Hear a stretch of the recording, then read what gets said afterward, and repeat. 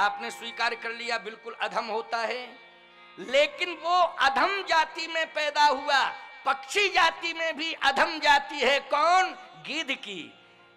गोस्वामी जी कहते गीध अधम खग आम सभोगी, ओ गति दीनी जो जांचत जोगी, गति दीनी जो जांचत जोगी। बड़े बड़े अमलात्मा विमलात्मा हंस परमहंसों को ऐसी गति नहीं मिलती है जैसी गति अधम पक्षी गीध को मिली। अच्छा क्यों मिली? क्या गीध ने तपस्या की थी? नहीं प्यारे, तपस्या नहीं की थी। उसने कर्तव्य निर्वाहित किया, कर्तव्य बोध, कर्तव्य का पालन। कर्तव्य का पालन करने वाला भी भगवान के धाम का अधिकारी है। जैसे आप किसान हैं, आप जंगल में भजन नहीं कर रहे हैं, आप तपस्या नहीं कर पा रहे हैं, लेकिन आप अपने खेत में प्रवेश करके निष्ठा पूर्वक मेहनत के साथ अगर आप कर्म कर रहे हैं, अगर आप खेत में अपना बीज डाल रहे हैं, तो निश्चित रूप से परमात्मा उसी कृषि में प्रकट होकर के तुम्हें वरदान दे देगा और तुम्हारे सारे मनोरथ पूर्ण कर देगा। और याद रखना, उसी कर्तव्य से तुम्हें परमात्मा का वैकुंठ भी प्राप्त हो जाएगा, परमात्मा की कृपा भी प्राप्त हो जाएगी कर्म के बल पर। इसलिए गीधराज जी ने कर्म किया है। गीधराज जी ने कर्म के बल पर, भगवान ने इस बात को स्वयं अपनी वाणी से कहा। अगर मैं कहता या तुलसीदास जी कहते तो मैं नहीं मानता, लेकिन जब भगवान स्वयं कह रहे हैं, तुलसीदास जी ने तो लिखा है, क्या कह रहे हैं? जल भरी नयन भरी नयन, आंखों में आंसू हैं। जल भरी नयन कहत रघुराई,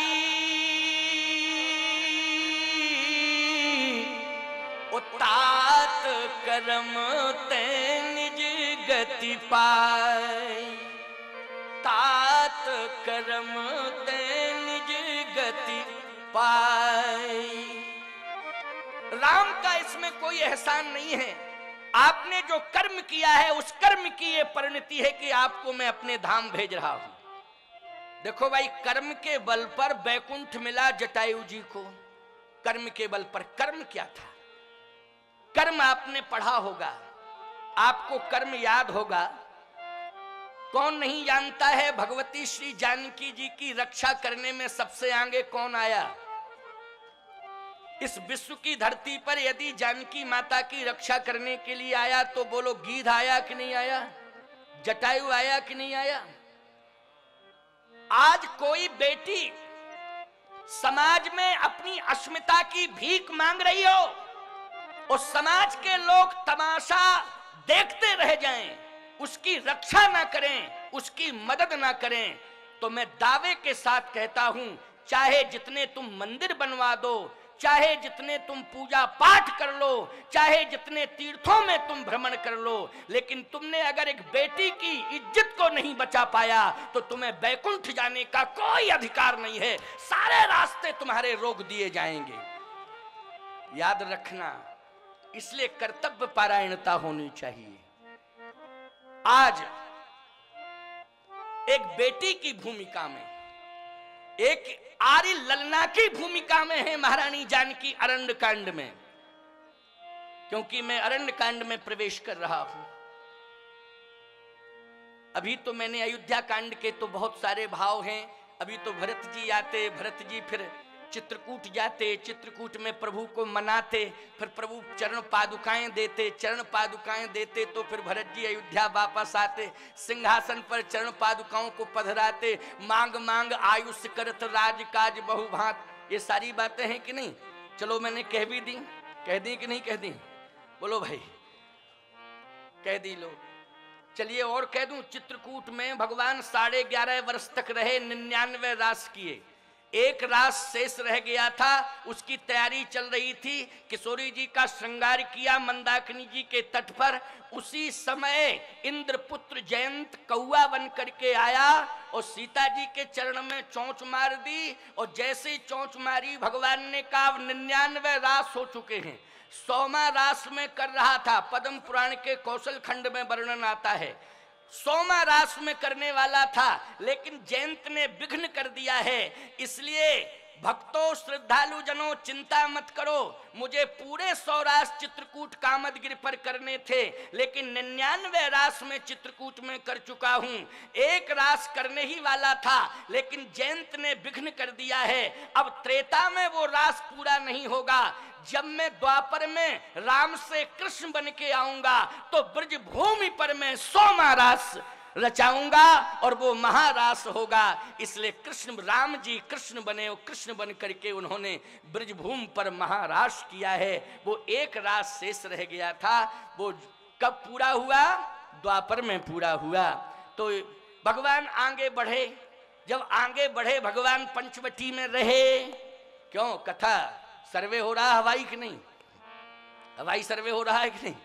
भगवान पंचवटी में रहे और पंचवटी में भी ऐसी विडंबना पैदा हुई प्यारे कि सूर्पनखा आई और सूर्पनखा ने ऐसा रहस्य रचाया, ऐसी विडंबना पैदा की कि लक्ष्मण को नाक कान काटने पड़े।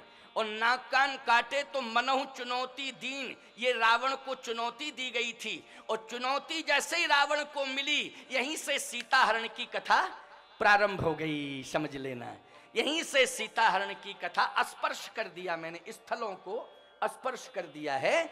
और भविष्य में कभी चांस होगा ना, तो हर प्रसंग की गूढ़ व्याख्या होगी, हर प्रसंग को गहराई तक ले जाऊंगा, क्योंकि मुझे उत्तरकांड तक पूरा करना है और 9 तारीख तक राम कथा का विश्राम करना है और उसमें अन्य औपचारिकताएं भी हैं। ये तो महीनों कथा चले तब भी पूरी कथा नहीं हो पाएगी प्यारे, है ना। परंतु आप जैसे मर्मज्ञ श्रोताओं के बीच में हमारा भावों का इशारा ही पर्याप्त है। इशारे में ही आप समझ लेते हैं कि स्वामी जी इस भाव को इस तरह से कह रहे हैं। आप समझदार श्रोता हैं। इसलिए जैसे ही पंचवटी में श्री किशोरी जी के हरण की प्रक्रिया शुरू हुई और रावण ने साधु का भेष बनाया, और साधु के भेष में जैसे ही श्री किशोरी जी को रथ में बिठाला, अब आप देखें, रथ में जैसे ही सीता जी बैठी, क्रोधवंत तब रावण,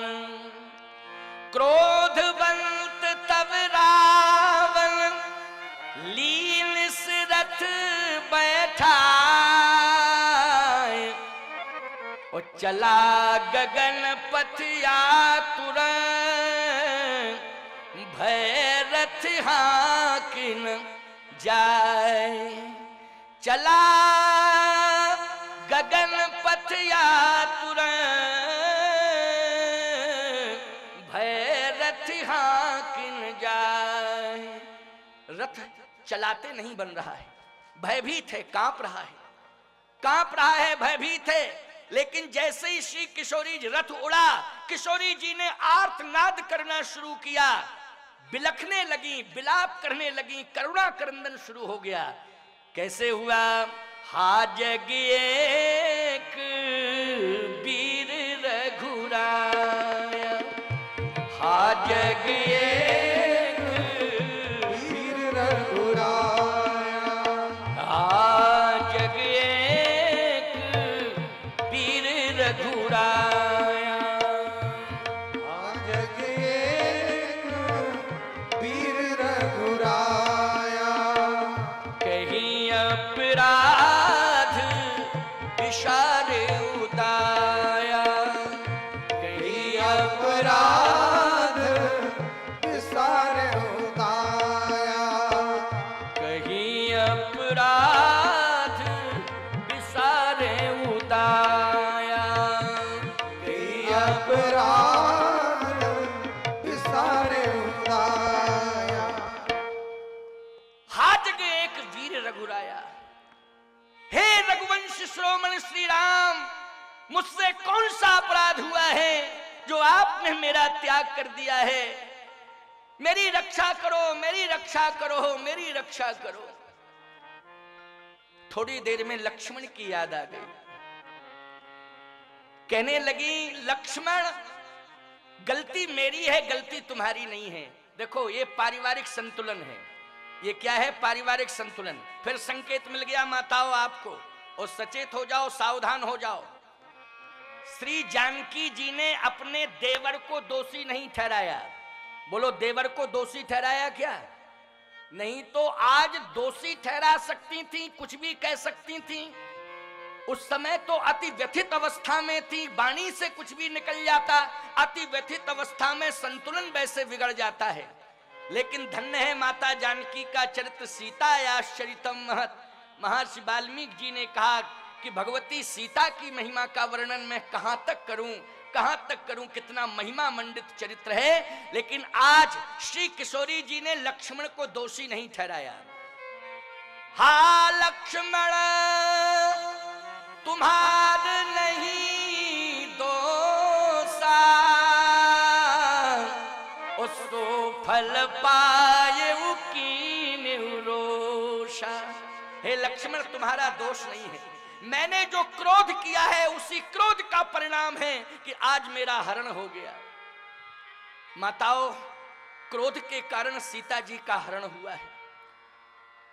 क्रोध कभी करना नहीं चाहिए, क्रोध पर नियंत्रण करना चाहिए। वो जगत जननी जगतो धारणी है, वो तो लीला जगत में आपको संकेत देना चाहती हैं, उनसे कभी भूल नहीं हो सकती है। वो तो पराम्बा है, शक्ति स्वरूपा है, उनसे कभी अपराध नहीं हो सकता है। लेकिन भारत की नारियों को, विश्व की नारियों को शिक्षा देने के लिए आज वो संकेत दे रही हैं कि जीवन में यदि क्रोध आ जाए तो उस क्रोध को प्रकट नहीं करना चाहिए, बल्कि उसका समन करना चाहिए।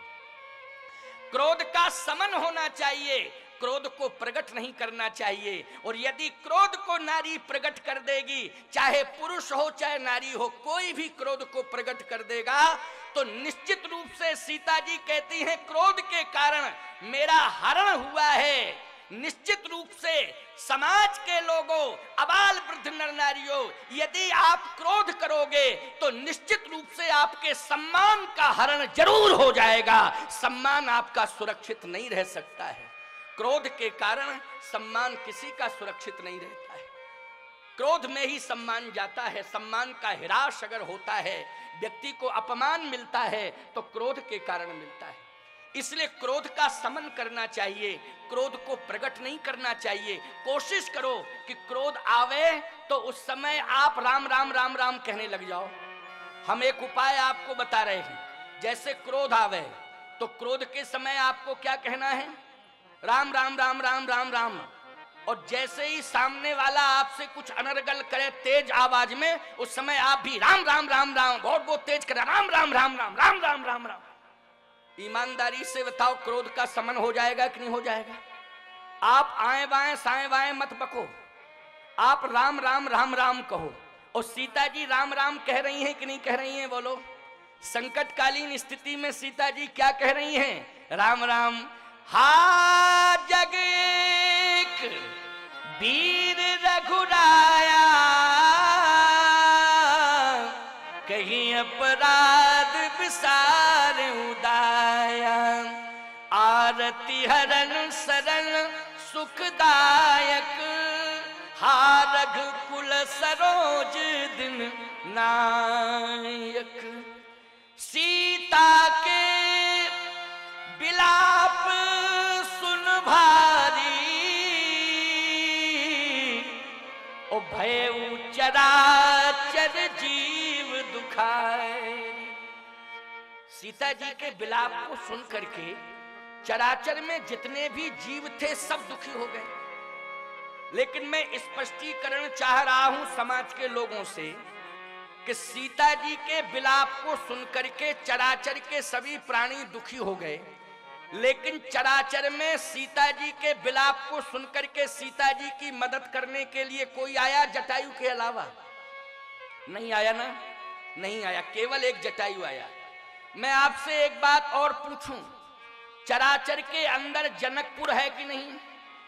बोलो, है जनकपुर चराचर के अंदर कि चराचर से बाहर है? क्या सीता जी की करुण पुकार को महाराज श्री जनक ने नहीं सुना होगा? मैं कहता हूं सीता जी की करुण पुकार को जनक ने भी सुना, दशरथ ने भी सुना, 33 करोड़ देवताओं ने भी सुना। ऐसा कोई प्राणी नहीं था जिसने सुना ना हो। सुना सबने, लेकिन आया सामने कौन? जटायु आया, केवल एक जटायु आया। अब आप हृदय पर हाथ रख के सोच लेना, निर्णय बहुत अच्छा देने जा रहा हूं। इतना गजब का निर्णय दे रहा हूं कि सुनकर के आपको आश्चर्य हो जाएगा। सीता जी की करुण पुकार को जनक जी ने सुना, लेकिन जनक जी सुनते रहे, प्रतिक्रिया नहीं की। दशरथ जी ने सुना स्वर्ग में। आप कहोगे वो तो मृत्यु को प्राप्त हो गए थे। अरे मृत्यु को प्राप्त हुए थे तो स्वर्ग में थे कि नहीं थे? आप कहोगे स्वर्ग में थे, आ नहीं सकते थे, क्योंकि स्वर्ग चले गए, अब कैसे आते?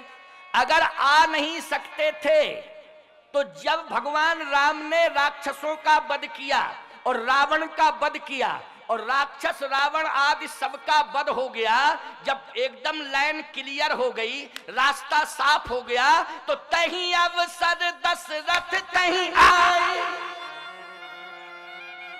क्यों? स्वर्ग से उतर के सीधे लंका आए कि नहीं आए? बोलो, आए लंका कि नहीं आए?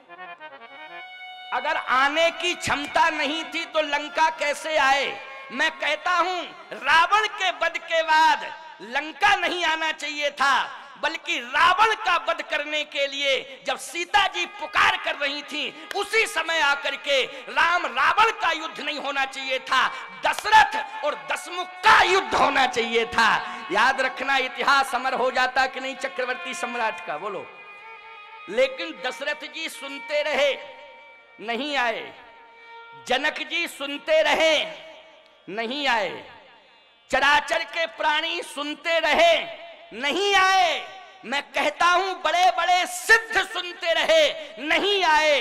जब देखा भारत के गिद्ध ने कि बड़े बड़े सिद्ध गुफाओं में घुस गए हैं, तो कम से कम गिद्ध ही को सामने आ जाना चाहिए। अब गिद्ध ललकारेगा, तो याद रखना गीध ने ललकारा।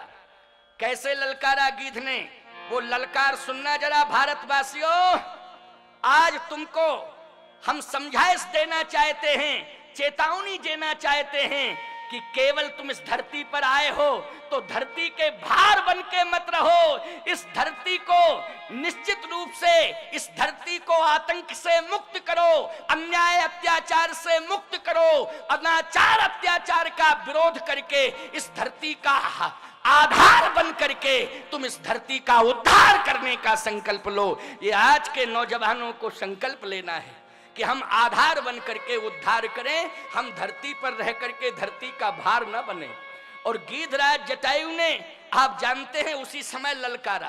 कैसे? सीता जी ने कहा, मैं मान रही हूं कि आप सब रावण के आतंक के कारण सामने नहीं आ सकते हो। मैं समझ रही हूं कि रावण के आतंक के कारण आप रावण के सामने नहीं आ सकते हो, लेकिन आप मेरी सूचना, मेरे इस करुण क्रंदन की सूचना, मेरे साथ जो अन्याय अत्याचार हो रहा है, इसकी सूचना मेरे प्रभु श्री राम को सुना सकते हो कि नहीं? ये तो संभव था। रावण के अन्याय के कारण अगर कोई सामने नहीं आ सकता था, तो बोलो सीता माता के इस करुण क्रंदन की व्यथा को कोई भी जाकर के प्रभु श्री राम के पास सुना सकता था कि नहीं सुना सकता था? लेकिन किसी ने यह भी नहीं किया कि प्रभु श्री राम के पास जाकर के सीता जी की व्यथा को सुना देता। किसी ने नहीं सोचा, ये कोई गया ही नहीं। लेकिन धन्य है वो जटायु जिसने आज भारत के इतिहास को गौरवान्वित कर दिया। उस जटायु ने ललकारा। जैसे ही सीता जी की करुण पुकार बूढ़े जटायु के कान में पहुंची, विपत्ति मोरी को प्रभहि सुनावा, पुरोडास चही रासभ खावा। सीता के बिलाप सुन भारी, ओ भय चराचर जीव दुखारी। सीता जी के विलाप को सुनकर के चराचर के प्राणी दुखी हो गए, लेकिन कोई सामने नहीं आया। सामने आया तो केवल एक गीध आया, एक जटायु आया, और कोई नहीं आया। और उस गीध ने केवल देखा ही नहीं, सुना ही नहीं, बल्कि ललकारा। गीधराज सुनिया रतिबानी, रघुकुल तिलक नारी पहचानी। रघुकुल तिलक नारी पहचानी। ये तो रघुकुल की नारी है, रघुकुल की नारी। अरे रघुवंश की नारी है। अच्छा भाई, कैसे पहचाना कि ये रघुवंश की नारी है? देखो, सीता जी ने विपत्ति में अपने पति का नाम लिया, और पति के नाम के साथ साथ अपने वंश का भी नाम लिया।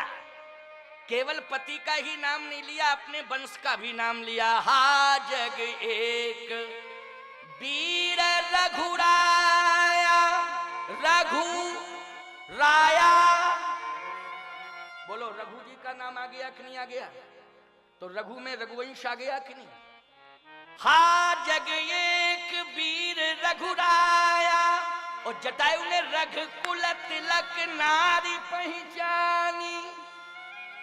ये रघुकुल की नारी है। हे जटायु, अब तुझे शांत नहीं बैठना चाहिए, अब तुझे रघुकुल की नारी की रक्षा करनी चाहिए। अन्याय अत्याचार हो रहा है, इस अन्याय अत्याचार के खिलाफ आवाज उठानी चाहिए। अब तुझे शांत बैठने की कोई आवश्यकता नहीं। गीधराज जटायु ने जैसे सुना और सुनकर के ललकारा, रावण को ललकारा भी। रे रे दुष्ट ठाण किन होई, ऐ दुष्ट खड़ा हो जा, तू मुझे जानता नहीं है कि मैं कौन हूं। दुष्ट शब्द रावण ने पहली बार सुना था। रावण के दरबार में तो सब रावण की स्तुति वंदना करते थे, कोई दुष्ट कहने की हिम्मत नहीं जुटाता था। लेकिन दुष्ट शब्द पहली बार सुना था किसने? रावण ने। जैसे अभी उत्तर प्रदेश में एक ने मुलायम सिंह को ललकारा, और मुलायम सिंह को ललकारा तो ऐसे नहीं ललकारा, उसने स्पष्ट रूप से कहा, मुलायम सिंह, तुमसे बड़ा नालायक हिंदुस्तान में कोई दूसरा नहीं है। मुलायम सिंह बोले, हमारे पंखे कट गए हैं। नहीं, मैं बताता तुम्हें कि मैं कैसा हूं। मेरे पंखे कट गए, याद रखना। लेकिन जटायु जी अपने जीवन की चिंता नहीं कर रहे हैं। मूर्ख को मूर्ख कहना, अन्यायी को अन्यायी कहना, अत्याचारी को अत्याचारी कहना, यह जटायु का साहस है। जटायु जी डर नहीं रहे हैं, जटायु जी ललकार रहे हैं और कहते हैं, रे रे दुष्ट ठाण किन होई, निर्भय चलसी न जानस मोई। तू मुझे जानता नहीं है, मैं कौन हूं? मैं कौन हूं जानता है तू मुझे? रावण ने जैसे ही देखा, अब गीधराज जटायु जी ललकारे, और ललकार करके जैसे आक्रमण करने के लिए आगे बढ़े तो पंखे काम न करें। बूढ़ा शरीर हो गया, पंखे शिकस्त हो गए। अब पंखे ताकत ना दें, अब जब पंखे ही ताकत नहीं देंगे तो कैसे उड़ेंगे? अब बहुत प्रयास किया, लेकिन पंखे जो है ताकत नहीं दिए, शक्ति नहीं दिए। तो जटायु जी ने कहा, अरे पंखो, तुमने जिंदगी भर मेरा साथ दिया है, लेकिन आज मौका ऐसा है कि तुझे साथ देना चाहिए, लेकिन पंखे तुम धोखा क्यों दे रहे हो? पंखों ने कहा, मजबूरी है, पहले हमारी जवानी थी इसलिए मैंने साथ दिया, अब बुढ़ापा आ गया है इसलिए मजबूरी है। जटायु जी ने कहा, नहीं नहीं नहीं, तुम्हारा सिद्धांत गलत है। अगर तुमने मेरा पहले साथ दिया, क्योंकि पंखे बोल रहे थे, जब आपको भूख लगती थी तो मैं उड़ा करके वहां ले जाता था जहां जातिगत भोजन होता था, वहां ले जाता था। जब आपको प्यास लगती थी तो पंखों ने कहा, उड़ा करके मैं वहां ले जाता था जहां सरोवर में पानी होता था।